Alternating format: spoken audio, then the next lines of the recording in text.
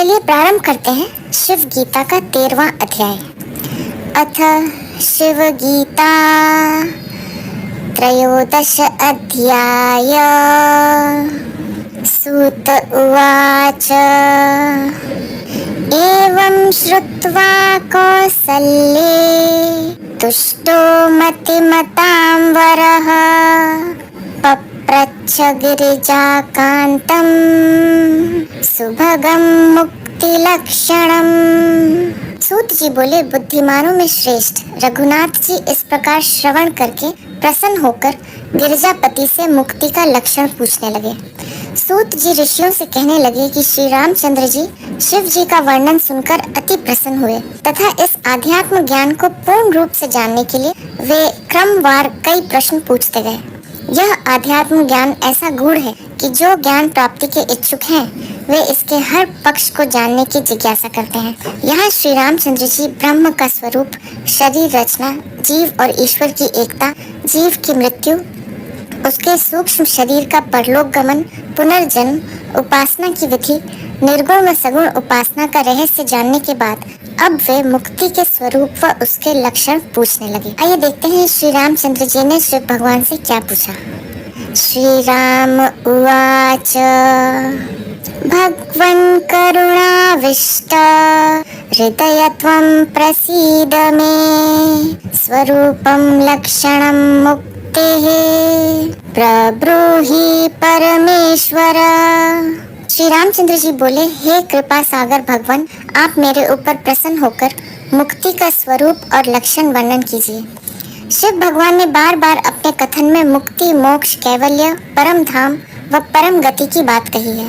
अतः इस प्रश्न के द्वारा श्री रामचंद्र जी शिव भगवान से पूछते हैं कि यह मुक्ति क्या है, इसका स्वरूप क्या है तथा मुक्त पुरुष के क्या लक्षण होते हैं जिससे जाना जा सकता है कि वह मुक्त हो गया है।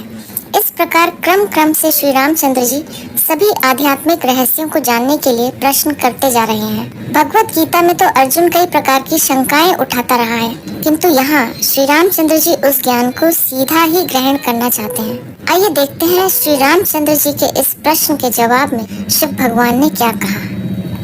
श्री भगवान उवाच सालोक्यमपि सारूप्यं साष्टर्यं सायुज्यमेव च कैवल्यं चेति तां विद्धि मुक्तिं राघव पंचधा। श्री शिव भगवान बोले, हे राम, सालोक्य, सारूप्य, साष्टर्य, सायुज्य और कैवल्य मुक्ति के ये 5 भेद हैं। श्री रामचंद्र जी के मुक्ति के स्वरूप के विषय में प्रश्न करने पर शिव भगवान कहते हैं कि अपनी साधना के तथा संकल्प के अनुसार यह मुक्ति 5 प्रकार की होती है, जिन्हें सालोक्य, सारूप्य, साष्टर्य, सायुज्य और कैवल्य मुक्ति कहते हैं। वैसे अन्य ग्रंथों में समीप्य मुक्ति बताई है तथा साष्टर्य अथवा साष्टी मुक्ति को ही कैवल्य मुक्ति कहा गया है। मां पूजयति निष्कामः सर्वदा ज्ञानवर्जितः स मे लोकं समासाद्य भुक्ते भोगान्यथेप्सितान्। जो कामना रहित अज्ञान से हीन होकर मूर्ति में मेरा पूजन करते हैं वे मेरे लोक को प्राप्त होकर सालोक्य मुक्ति को प्राप्त होते हैं और अनेक प्रकार के इच्छित भोग भोगते हैं। संसार को सत्य मानकर भोगों में ही लिप्त रहना अज्ञान है तथा ब्रह्म को, ईश्वर को व आत्मा को ही सत्य मानना ज्ञान है। इसलिए शिव भगवान कहते हैं कि जिसका अज्ञान नष्ट हो गया है तथा जो भोगों की कामना नहीं करता एवं निष्काम भाव से मेरा पूजन करते हैं वे मेरे लोक में निवास करते हैं। इसी लोक को ब्रह्म लोक अथवा सत्य लोक कहते हैं। यह ईश्वर का ही लोक है जिसमें पहुंचकर जीव को इच्छित भोगों की प्राप्ति होती है। इसे सालोक्य मुक्ति कहते हैं। यह ब्रह्म का लोक है जिसमें जीवात्मा अनंत काल तक रहती है, उसका पुनर्जन्म नहीं होता, वह अंत में ईश्वर में लीन हो जाती है। ज्ञात्वा मां पूज्येत्यः तु सर्वकामा विवर्जितः मया समान रूपः सन् मम लोके महीयते। और जो मेरा स्वरूप निष्काम बुद्धि से मेरा भजन करते हैं, और जो मेरा स्वरूप निष्काम बुद्धि से मेरा भजन करता है, वह भी मेरे स्वरूप को प्राप्त होकर अनेक प्रकार के अभिलषित भोगों को भोगता है। इसे सारूप्य मुक्ति कहते हैं। सारूप्य मुक्ति में वह जीव ऐसा अनुभव करता है कि मैं ईश्वर के ही रूप वाला हो गया हूँ। ईश्वर के समान ही मेरा रूप तेजस्वी हो गया है। इसे सारूप्य मुक्ति कहते हैं। इष्टपूर्तादिक कर्माणिं प्रीयते कुरुते तु यः सोऽपि तत्फलमाप्नोति नात्र कार्या विचारणा। जो मेरी प्रीति के निमित्त इष्ट पूर्ति कर्मों को करता है, वह भी उसी फल को प्राप्त होता है। इसमें संशय नहीं है। यज्ञ आदि ऐसे कर्म इष्ट कर्म है, जो निष्काम भाव से केवल ईश्वर के प्रति अपना कर्तव्य समझकर किए जाते हैं। इन कर्मों को करने में किसी प्रकार के फल प्राप्ति की कामना नहीं होती, केवल ईश्वर की प्रीति के लिए अपना कर्तव्य समझकर किए जाते हैं। इसी प्रकार पूर्त कर्म भी बिना फलेच्छा की कामना के किए जाते हैं। जो शिव भगवान कहते हैं, उनका भी फल वही होता है जो अन्य का होता है, अर्थात उसे भी मुक्ति का लाभ मिलता है। यत् करोति यदश्नाति यज्जुहोति ददाति यत् तपस्यति तत् सर्वं यः करोति मदर्पणं मल्लोके श्रियं भुक्ते मत्तुल्यं प्राभवं भजेत्। यदि कर्ता जो भोजन करता है और जो अग्नि में हवन करता है, जो देखता है और जो कुछ तपस्या आदि करता है, वह सब मुझे ही अर्पण करता है, वह मेरे लोक की सब लक्ष्मी, जगत के कर्तापन आदि के अतिरिक्त सब दिव्य संपत्ति भोगता है। इसे साष्टर्य मुक्ति कहते हैं। शिव भगवान कहते हैं कि मनुष्य संसार में जो भी कर्म करता है, वह यदि अपने कर्तापन को त्याग कर उन्हें मुझे अर्पण कर देता है, अर्थात उन्हें कर्तव्य मानकर करता है, तो उसे मेरे लोक में दिव्य भोग प्राप्त होते हैं। ऐसी मुक्ति को साष्टर्य मुक्ति कहते हैं। यस्तु शान्त्यादि युक्तः मामात्मत्वेन पश्यति स जायते परं ज्योति अद्वैतं ब्रह्म केवलम् आत्मस्वरूपावस्थानं मुक्तिरित्यभिधीयते। जो शांति आदि साधन से युक्त होकर श्रवण मनन निधि ध्यान पूर्वक मुझे ही आत्मा रूप जानता है, वह अद्वैत स्व प्रकाश ब्रह्म के तद रूप को प्राप्त होता है, जो जीव का यथार्थ स्वरूप है। इस स्वरूप में अवस्थान करने का नाम सायुज्य मुक्ति है। मुक्ति का स्वरूप तो एक ही है कि वह जन्म मृत्यु के बंधन से छूट जाता है, किंतु उसकी साधना एवं संकल्प के अनुसार उसे उस ब्रह्म लोक में भिन्न भिन्न प्रकार के अनुभव होते हैं। ये अनुभव उसके द्वारा किए गए कर्मों के अनुसार होते हैं। एक में वह अपने को उस ईश्वर के लोक में अनुभव करता है, जिसे ब्रह्म लोक अथवा सत्य लोक कहते हैं। दूसरी अवस्था में वह अपने को ईश्वर के ही रूप वाला अनुभव करता है कि मेरा रूप भी ईश्वर के समान तेजस्वी हो गया है। तीसरी अवस्था में वह अनुभव करता है कि मुझे वहाँ सभी दिव्य भोग प्राप्त है। एक अवस्था में वह अनुभव करता है कि मैं ईश्वर के साथ संयुक्त हो गया हूँ, उसके साथ जुड़ गया हूँ, मेरे व ईश्वर के बीच का भेद समाप्त हो गया है। यही अद्वैत की अवस्था है। ऐसा अनुभव भी जीव को होता है। अतः उस जीव की पृथक सत्ता तो बनी ही रहती है, अन्यथा अनुभव किसको होता है? ज्ञाता से ज्ञेय भिन्न होने पर ही ज्ञान होता है। अतः यह अद्वैत का अनुभव है, वास्तव में द्वैत की ही अवस्था है। अन्य आध्यात्म ग्रंथों में सामीप्य मुक्ति भी कही गई है, जिसमें वह ईश्वर की समीपता का अनुभव करता है कि मैं उसके समीप हूँ। यह अवस्था इनके पूर्व की अवस्था है। सत्यम ज्ञानम अनंतम सदानंदम ब्रह्म केवलम सर्वधर्म विहीनं च मनोवाचामगोचरम् सजातीय विजातीय पदार्थानां संभवात् अतस्तद्व्यतिरिक्तानाम् अद्वैतमिति संजितम्। सत्य, ज्ञान, अनंत, आनंद इत्यादि लक्षण युक्त और सर्व धर्म रहित तथा मन और वाणी से अगोचर सजातीय और विजातीय पदार्थों के उसमें न होने से इस ब्रह्म को अद्वैत कहते हैं। केवल वही है। मुक्त अवस्था में उस जीव की यह अंतिम अनुभूति है। इस अवस्था को जो जीव प्राप्त हो जाता है उसे ब्रह्म के सत्य स्वरूप की अनुभूति हो जाती है। उसके सत्य स्वरूप का ज्ञान हो जाना ही परम ज्ञान है, जो उच्च चेतना से ही संभव है। उस जीव को यह अनुभव हो जाता है अथवा पूर्ण ज्ञान हो जाता है कि वह ब्रह्म ही एकमात्र सत्य है तथा अन्य सभी मिथ्या व ब्रह्म मात्र है। वही ज्ञान स्वरूप है। प्रकृति जड़ होने से उसमें ज्ञान शक्ति नहीं होती। वही अनंत है जिसका कभी अंत नहीं होता तथा वही आनंद स्वरूप है। मनुष्य को जो आनंद की अनुभूति होती है वह उसी की चेतना शक्ति से होती है। साथ ही वह सभी धर्मों से रहित है। धर्म अर्थात गुण प्रकृति के ही है, इसलिए उसे निर्गुण कहते हैं। वह ऐसा सूक्ष्म व विलक्षण है जिसकी मन से कल्पना भी नहीं की जा सकती, न वाणी से उसका वर्णन किया जा सकता है। वह एकमात्र शुद्ध स्वरूप है जिसमें किसी प्रकार के कोई सजातीय अथवा विजातीय तत्व नहीं है। वही अपने शुद्ध स्वरूप में रहता है तथा वही सब कुछ है। उससे भिन्न कुछ भी नहीं है। यही अद्वैत का अनुभव है जो जीव को होता है। इसी को कैवल्य मुक्ति कहते हैं कि वही सब कुछ है, अन्य कुछ भी नहीं है। भ्रांतिवश ही वे सत्य जैसे प्रतीत होते हैं। इस अनुभूति से उसके सभी भ्रम मिट जाते हैं, उसे समाधान मिल जाता है।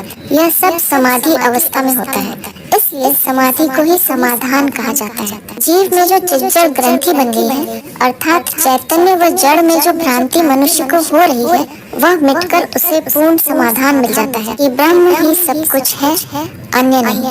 यही पूर्ण ज्ञान है। अन्य सभी कुछ उसी का विज्ञान है।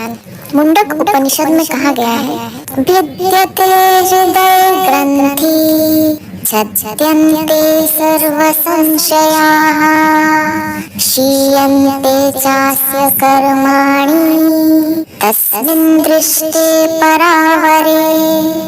उस कार्य कारण रूप परात्पर ब्रह्म को तत्व से जान लेने पर इस जीवात्मा के हृदय की गांठ खुल जाती है, संपूर्ण संशय कट जाते हैं और सभी कर्म का क्षय हो जाता है।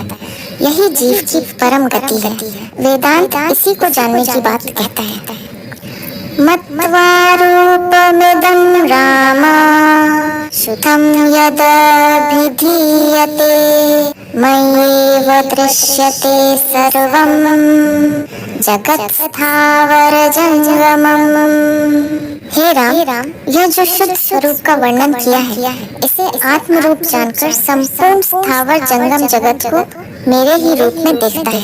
शिव भगवान कहते हैं कि जिसने मेरे इस ब्रह्म स्वरूप को जान लिया है वही ब्रह्म आत्मा है, जो सभी स्थावर जंगम जीवों में समान रूप में विद्यमान है। ऐसा जानकर वह सभी में ईश्वर को ही देखता है, वह किसी में भेद नहीं करता। व्योम्नि गंधर्व नगरम यथा दृष्टं न दृश्यते अनाद्य विद्यया विश्वं सर्वं मय्येव कल्प्यते। जिस प्रकार आकाश में गंधर्व नगर नहीं है और उसकी मिथ्या प्रतीति होती है, इसी प्रकार यह अनादि अविद्या से उत्पन्न हुआ जगत मुझ में कल्पना किया जाता है। मनुष्य को जब तक सत्य का ज्ञान नहीं हो जाता तब तक वह मिथ्या को ही सत्य मानता रहता है तथा इसी भ्रम में अपना जीवन व्यतीत कर देता है। जब उसे सत्य का ज्ञान हो जाता है तभी उसके भ्रम की निवृत्ति होती है। मुक्ति का वर्णन करने के बाद शिव भगवान अब जगत के मिथ्यात्व का वर्णन करते हुए कहते हैं कि जिस प्रकार आकाश में बादलों के कारण कई प्रकार के दृश्य दिखाई देते हैं, जैसे गंधर्व नगर आदि, जो वास्तव में होते नहीं किंतु भ्रमवश दिखाई देते हैं जैसे वे वास्तविक हों, इसी प्रकार अज्ञान के कारण ही यह जगत ही मनुष्य को सत्य प्रतीत होता है। वास्तव में यह मनुष्य के चित्त की कल्पना है, अन्यथा उस ब्रह्म का ज्ञान होने पर ही उसकी यह मिथ्या धारणा नष्ट हो जाती है। शिव भगवान कह रहे हैं कि यह भ्रांति अविद्या के कारण मनुष्य को हो रही है तथा वह यह समझने लगा है कि इस जगत को मैंने यानी ईश्वर ने बनाया, जबकि यह ईश्वर में ही कल्पित है, वास्तविक नहीं है। अज्ञान व भ्रम से ही वास्तविक प्रतीत होता है। मम स्वरूप ज्ञानेन यदा विद्या प्रणश्यति तदैक एव वर्तेऽहं मनोवाचामगोचरः। जिस समय मेरे स्वरूप के ज्ञान से अविद्या नष्ट हो जाती है, तब मन वाणी से परे एक मैं ही विद्यमान रहता है। मनुष्य को जो कुछ दिखाई देता है वह उसी को सत्य मान लेता है। यह अविद्या के कारण होता है। इस अविद्या का नाश सत्य ज्ञान से ही होता है। शिव भगवान कहते हैं कि मैं ब्रह्म ही इसका एकमात्र कारण हूँ तथा मेरे स्वरूप के ज्ञान से ही यह भ्रांति मिटेगी, अन्यथा नहीं। मनुष्य का सारा निर्णय मन से होता है तथा मेरा स्वरूप मन व वाणी से परे है। अतः मेरे ज्ञान से ही सत्य को जाना जा सकता है। मन कभी सत्य को नहीं जान सकता। जो ब्रह्म को जान लेता है वही यह जान लेता है कि मैं ही सर्वत्र विद्यमान हूँ। मेरे से भिन्न दूसरा कोई तत्व है ही नहीं। अज्ञान के कारण ही मनुष्य जड़ व चेतन, प्रकृति व पुरुष, जीव एवं ईश्वर, सृष्टि एवं सृष्टा, ईश्वर व माया में भेद करता है, जो सब मिथ्या है। सदैव परमानंदः स्वप्रकाशश्चिदात्मकः न कालः पंचभूतानि न दिशो दिशश्चन मदन्य नास्ति यत्किंचित् तदावर्तेऽहमेकलः। मैं नित्य परमानंद स्व प्रकाश और चिदात्मा हूँ। काल, दिशा, विदिशा, पंचभूत इस स्वरूप में कुछ नहीं है। मेरे अतिरिक्त दूसरी कोई वस्तु नहीं है। मैं केवल एक ही विद्यमान रहता हूँ। वेदांत के अनुसार यह संपूर्ण दृश्य जगत उसी एक ब्रह्म शक्ति के विभिन्न रूप मात्र हैं। रूपों की भिन्नता से मूल तत्व में भिन्नता नहीं आती। अज्ञानी रूपों को ही देखकर कहता है कि सभी भिन्न भिन्न हैं, जबकि ज्ञानी उसके मूल तत्व को जानकर कहता है कि सभी उस ब्रह्म के ही विभिन्न रूप हैं। इसलिए वह किसी में भिन्नता नहीं देखता। शिव भगवान यहाँ इसी की बात कर रहे हैं कि इन सब में मैं ही एक विद्यमान हूँ।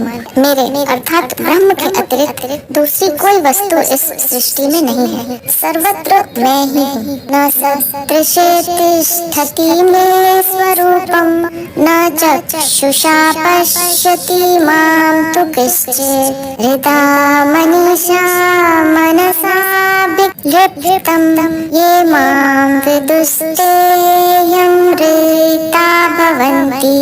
मेरे निर्गुण स्वरूप का वर्ण नहीं है, न इन चर्म चक्षुओं से भी कोई मुझे देखने में समर्थ है। जो कोई हृदय में बुद्धि से मेरे स्वरूप को जानते हैं वे ही ज्ञानी मुक्त हो जाते हैं। मुक्ति का एकमात्र उपाय उस ब्रह्म का ज्ञान है। उसके निर्गुण स्वरूप का ज्ञान हो जाना ही मुक्ति है, अन्य कोई उपाय नहीं है। शिव भगवान की बातों को सुनकर आइए देखते हैं श्री रामचंद्र जी ने उनसे आगे क्या पूछा। श्री राम उवाच कथं भगवतो ज्ञानं शुद्धं मर्त्यस्य जायते तत्रोपायं हर ब्रूहि मय्यैतेनोग्रहो यदि। श्री रामचंद्र जी बोले, हे भगवान, मनुष्यों को शुद्ध ज्ञान किस प्रकार होता है? हे शंकर, जो आपकी कृपा मुझ पर है तो इसका उपाय वर्णन कीजिए। मुक्ति का वर्णन करते हुए शिव भगवान ने कहा कि ब्रह्म का ज्ञान ही एकमात्र शुद्ध निर्विकार ज्ञान है, जिसे प्राप्त कर मनुष्य मुक्त हो जाता है। इस पर श्री रामचंद्र जी पूछते हैं कि इस शुद्ध ज्ञान को किस प्रकार प्राप्त किया जाए, कृपया इसकी विधि बताने की कृपा करें। श्री रामचंद्र जी के इस प्रश्न के उत्तर में आइए देखते हैं शिव भगवान ने आगे क्या कहा। श्री भगवान उवाच विरज्य सर्वभूतेभ्यः अविरिञ्च पदादपि घृणां वितत्य सर्वत्र पुत्रामित्रादिकेष्वपि। शिव भगवान बोले, ब्रह्म लोक पर्यंत दिव्य देह को भी नाशवान समझकर भार्या, मित्र, पुत्र आदि इन सबको क्लेश दाता और अनित्य समझकर इनसे चित्त की वृत्ति पृथक करें। यह संपूर्ण भौतिक जगत अनित्य है, केवल एकमात्र ब्रह्म ही नित्य व शाश्वत है। अतः अनित्य के मोह का त्याग कर नित्य की ही उपासना करनी चाहिए। संसार के जितने संबंध हैं वे सभी अनित्य हैं, कोई भी सदा रहने वाला नहीं है। अतः उनमें मोह व आसक्ति का त्याग कर देना चाहिए। भार्या, मित्र, पुत्र आदि के संबंध भी इसी जीवन तक है, आगे कोई भी साथ देने वाला नहीं है। कई तो इसी जीवन में संबंध तोड़ देते हैं। यहाँ तक कि ब्रह्मलोक का जीवन भी अस्थायी है, वह भी स्थायी निवास नहीं है। इसका भी मोह छोड़कर ब्रह्म में लय हो जाना ही नित्य स्थान है। कारण कि ब्रह्मलोक में यह जीव भाव बना रहता है तो द्वैत की अवस्था है। अद्वैत का अनुभव तो इसमें हो जाता है, किंतु अद्वैत की उपलब्धि इसमें नहीं होती। इससे चित्त की वृत्ति को हटा लेना है। श्रद्धालुर्भक्ति मार्गेषु वेदांत ज्ञान लिप्सया उपायन करो भूत्वा गुरुं ब्रह्मविदं व्रजेत्। जो श्रद्धा पूर्वक ज्ञान प्राप्त होने के निमित्त मोक्ष शास्त्र वेदांत में निष्ठाशील होकर उसी के जानने का उपाय करता हुआ ब्रह्मवेत्ता गुरु के निकट जाए, जिसे वेदांत में पूर्ण निष्ठा है तथा इस मोक्ष मार्ग पर जाना चाहता है, उसे किसी ब्रह्मनिष्ठ गुरु के पास जाकर इसका ज्ञान लेना चाहिए तथा उसी के बताए मार्ग पर चलना चाहिए। ज्ञानी गुरु के सिवाय अन्य कोई इस ज्ञान को नहीं दे सकता। तमर्थं पुरुतः कृत्वा दंडवत् प्रणमेत् गुरुम् उत्थाय चाञ्जलिं कृत्वा वाञ्छितार्थं निवेदयेत्। उस गुरु के आगे अपने हाथ में लाया हुआ पदार्थ रखकर दंडवत नमस्कार करें, फिर उठकर हाथ जोड़कर इच्छित अर्थ का निवेदन करें। गुरु के पास जाकर इस प्रकार शिष्टाचार पूर्वक अपने अर्थ को स्पष्ट करें कि आप मुझे ज्ञान का उपदेश दीजिए। सेवाभिः परितोषेण चिरकालं समाहितः सर्ववेदांत वाक्यार्थं शृणुयात् सुसमाहितः।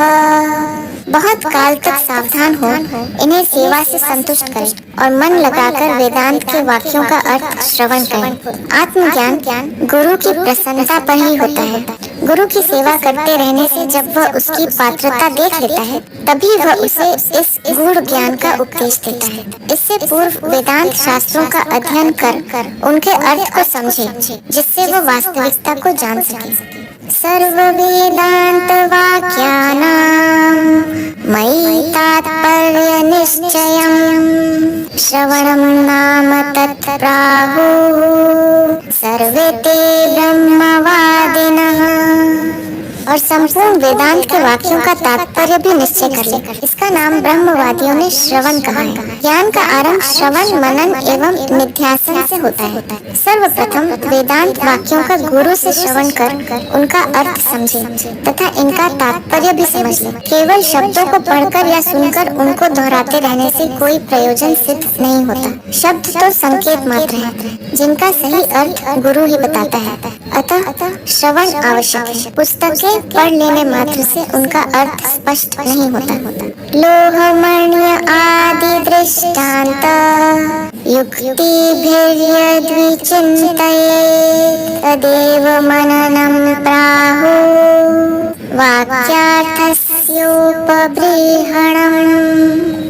लोहमणि आदि के दृष्टांत की युक्ति से श्रवण को पुष्ट करके मनन करें, अर्थात उसका चिंतन करें। वाक्यार्थ के विचार का ही नाम मनन कहा गया है। गुरु द्वारा कहे गए वेदांत वाक्यों के श्रवण के बाद उन पर चिंतन मनन करना आवश्यक है, जिससे उसकी गूढ़ता ज्ञात हो सके। शब्दों का वास्तविक अर्थ समझने के लिए उन पर चिंतन करते रहना आवश्यक है। जिस प्रकार चुंबक लोहे को चलायमान कर देता है, उसी प्रकार यह जगत भी ब्रह्म की शक्ति से गतिमान है। इस दृष्टांत से वह मनन करें।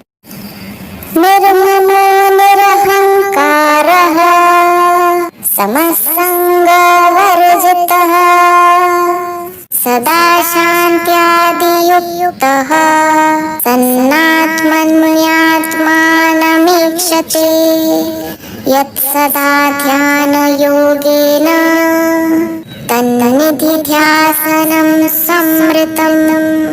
ममता और अहंकार रहित सब में समान आसक्ति का त्याग कर शांत आदि साधन संपन्न होकर निरंतर ध्यान योग से आत्मा से ही ध्यान करने को निधि ध्यासन कहते हैं।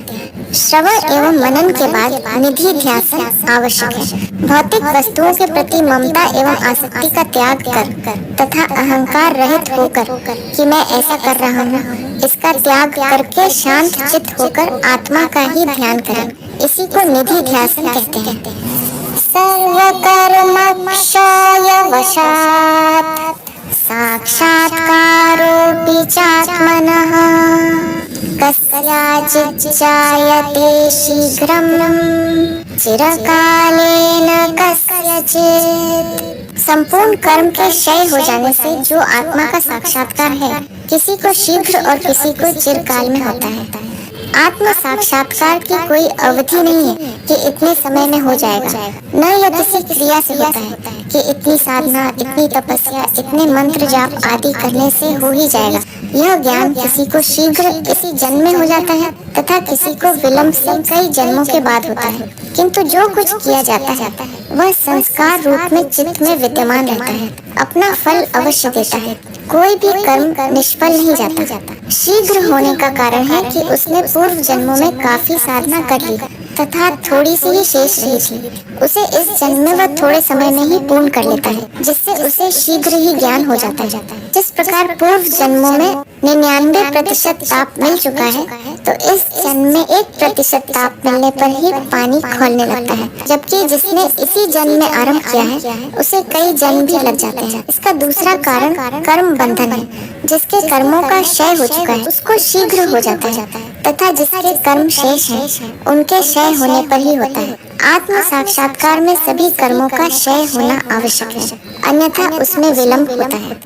तीसरा कारण साधना की तीव्रता व मंदता भी है। साधन की मात्रा हल्की, मध्यम और उच्च होने के कारण तीव्र संवेग वालों में भी काल का भेद हो जाता है। इस काल भेद के और भी कई कारण हैं। मनुष्य का केवल कर्म करने का ही अधिकार है, उसके फल में नहीं। यह गीता का स्पष्ट संदेश है। फल देना या न देना, कब देना, कितना देना, यह ईश्वर के ही हाथ में है। मनुष्य यह दावा नहीं कर सकता कि मैंने इतने गायत्री पुरस्चरण किए हैं, पंच आग्नि तप किए हैं, नग्न रहा हूँ, कांटों पर सोया हूँ, इतने उपवास किए हैं आदि, तो मुझे तो आत्मज्ञान हो ही जाना चाहिए। जिस प्रकार किसी साक्षात्कार में कई विद्यार्थी भाग लेते हैं, किंतु चयन उन्हीं का होता है जिनकी उनको आवश्यकता होती है। इसी प्रकार ईश्वर भी जिनको पसंद करते हैं उन्हीं का वह चयन करते हैं। यह आत्मा न तो प्रवचन से, न बुद्धि से, न बहुत सुनने से ही प्राप्त हो सकता है। यह जिसको स्वीकार कर लेता है उसके द्वारा ही प्राप्त किया जा सकता है, क्योंकि यह आत्मा परमात्मा उसके लिए अपने यथार्थ स्वरूप को प्रकट कर देता है। इस प्रकार आत्मा पुरुषार्थ अथवा प्रयत्न से उपलब्ध होने वाली कोई वस्तु नहीं है। पुरुषार्थ से भोग प्राप्त किए जा सकते हैं, आत्मा नहीं। किंतु बिना पुरुषार्थ किए भी प्राप्त नहीं होता। पुरुषार्थ की एक सीमा है जहाँ से आगे उसकी कृपा होने पर ही उपलब्धि होती है। इन्हीं सब कारणों से उपलब्धि में विलंब होता है। साधना तो हजारों लाखों करते हैं, किंतु उपलब्धि किसी भाग्यशाली को ही होती है। कूटस्थानीह कर्माणि कोटि जन्मार्जितान्यपि ज्ञानेनैव विनश्यन्ति न तो कर्मायुतैरपि। जो कुछ जीव के किए हुए और करोड़ों जन्मों के संग्रह किए हुए कर्म है, वह ज्ञान से ही नष्ट होते हैं। कर्म चाहे 10 सहस्त्र करोड़ हो, तब भी नष्ट नहीं होते। अध्यात्म में कर्म का नियम सबसे मुख्य है। सभी कर्मों का फल होता है, जिनका भोगना अनिवार्य है। बिना भोगे कोई भी कर्म समाप्त नहीं होते। पूर्व जन्म के कर्मों का भोग इस जन्म में करना पड़ता है, तथा इस जन्म में फिर नए कर्म संग्रहित होते रहते हैं, जिससे वह अंतहीन श्रृंखला बन जाती है। कर्मों में अच्छे और बुरे दोनों का फल मनुष्य को भोगना पड़ता है। अच्छे कर्म करने से बुरे कर्मों से मुक्ति नहीं हो जाती। जिस प्रकार चोरी करके दान देने से वह चोरी के दंड से मुक्त नहीं हो सकता, इसी प्रकार दोनों का अलग अलग फल होता है। आत्मज्ञान के बाद मन व चित्त ही नहीं रहता, तो सभी कर्म समाप्त हो जाते हैं। अतः कर्म बंधन से छूटने का एकमात्र उपाय आत्मज्ञान ही है। ज्ञानादूर्ध्वं तु यत्किंचित् पुण्यं वा पापमेव वा क्रियते बहु व अल्पं वा न तेनायं विलिप्यते। ज्ञान होने पर जो कुछ व पाप थोड़ा या बहुत किया जाता है, उससे यह प्राणी लिप्त नहीं होता। मनुष्य को कर्म तभी लिप्त होते हैं जब वह उन्हें कामना, फल इच्छा, आसक्ति व अहंकार वश अपने को कर्ता मानकर करता है। आत्मज्ञान के बाद जीव में कर्तापन का अभाव हो जाता है। तथा वह कामना, वासना, आसक्ति तथा फलेच्छा रहित कर्म करता है, जिससे उसे पाप व पुण्य दोनों ही लिप्त नहीं होते। अज्ञानी को ही कर्म लिप्त होते हैं। शरीरारंभकं यप्तु प्रारब्धं कर्म तन्मतं तद्भोगेनैव नष्टं स्यानन्तु ज्ञानेन नश्यति। और जो इस प्राणी के शरीर निर्माण के हेतु प्रारब्ध का कर्म है, वह भोगने से ही नष्ट होगा, ज्ञान से नहीं। कर्म 3 प्रकार के होते हैं, संचित, क्रियामाण और प्रारब्ध। ज्ञान प्राप्ति के बाद चित्त का नाश हो जाने से संचित व क्रियामाण कर्म तो नष्ट हो जाते हैं, किंतु प्रारब्ध कर्म नष्ट नहीं होते। जिन प्रारब्ध कर्मों के कारण मनुष्य को यह शरीर मिला है, उनको तो भोगना अनिवार्य ही है। ज्ञानी को भी उन्हें भोगना ही पड़ता है, तभी वे छूटते हैं।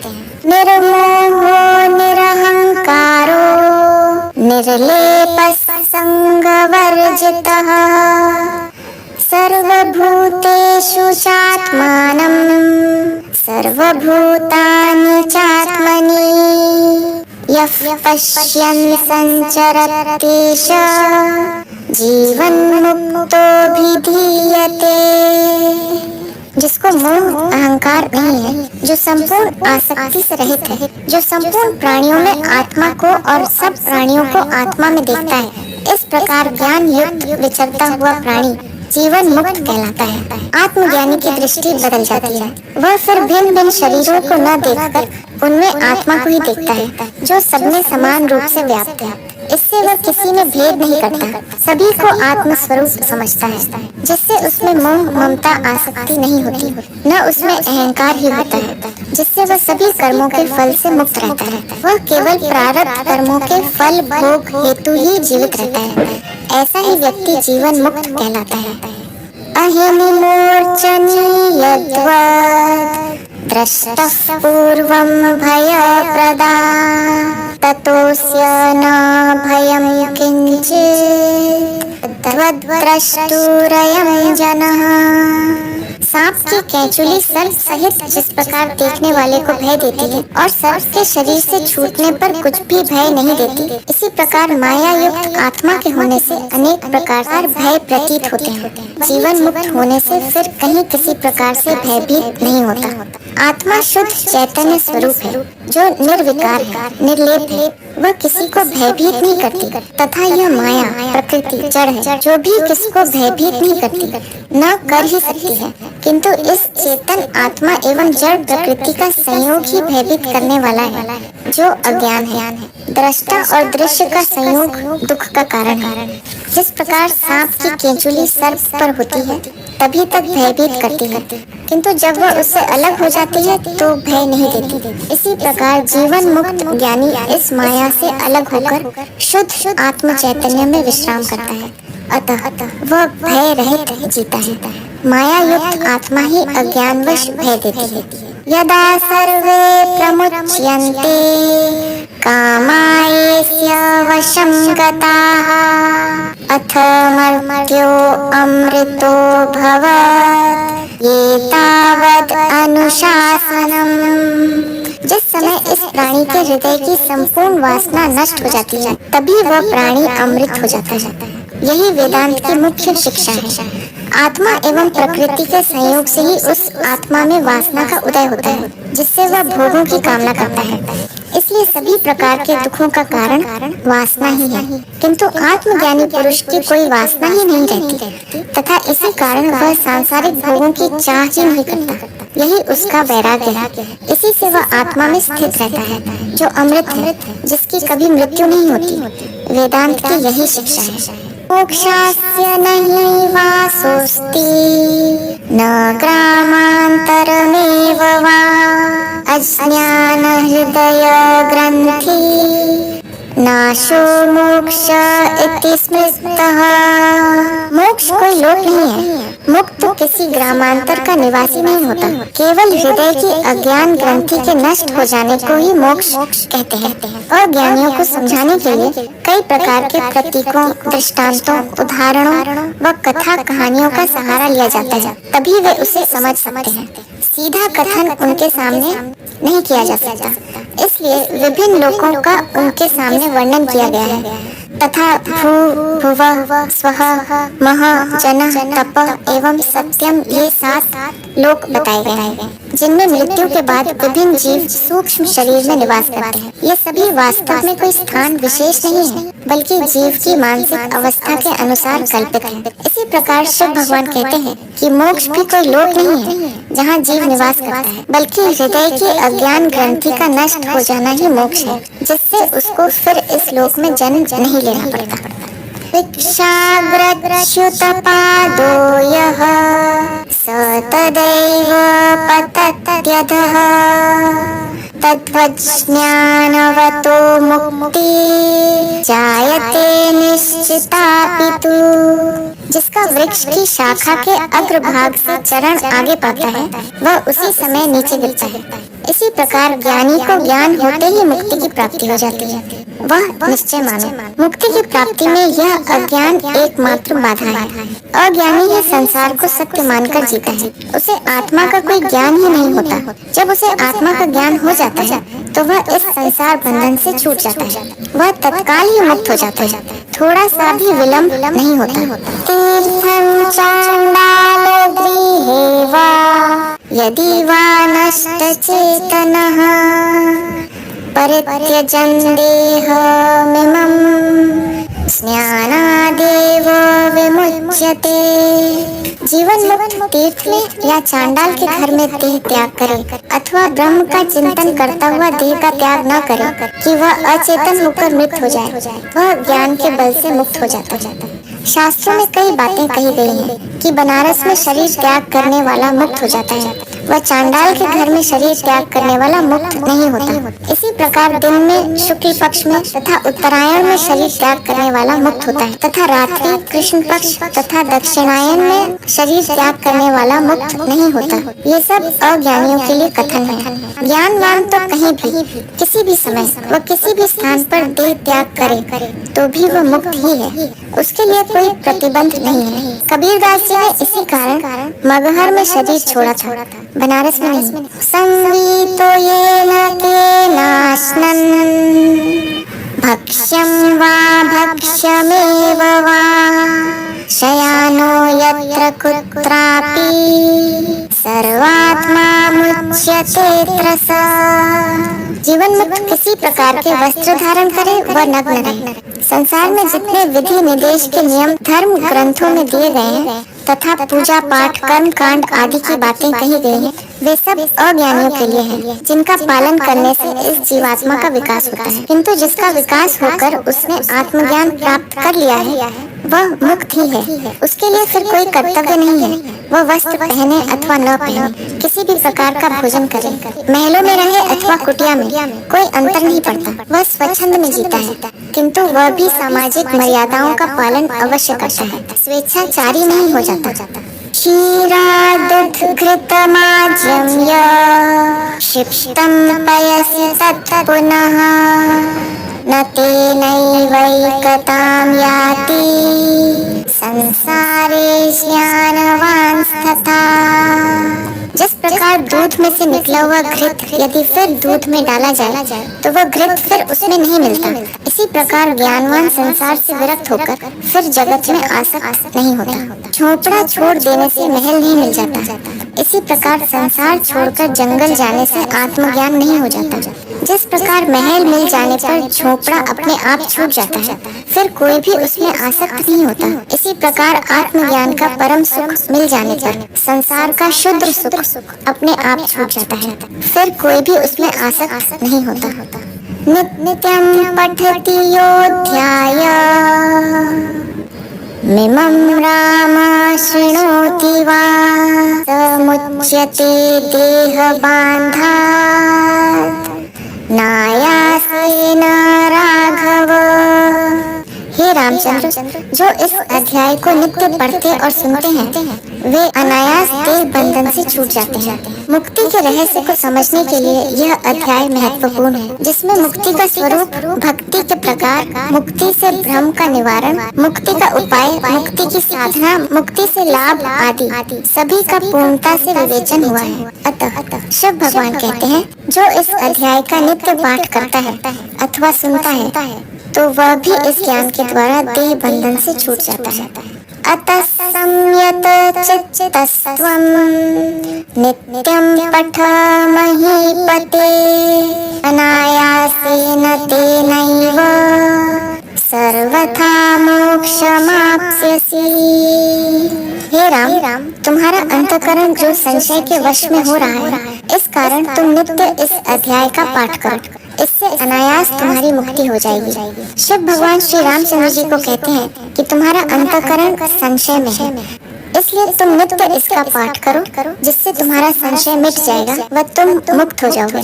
संसार बंधन नहीं है, इसके प्रति अज्ञान के कारण जो आसक्ति है वही बंधन है, तथा इस आसक्ति का छूट जाना ही मुक्ति है। यही वेदांत की शिक्षा है। अथ शिव गीता त्रयोदशाध्यायः समाप्तः। तो यह था शिव गीता का 13वां अध्याय।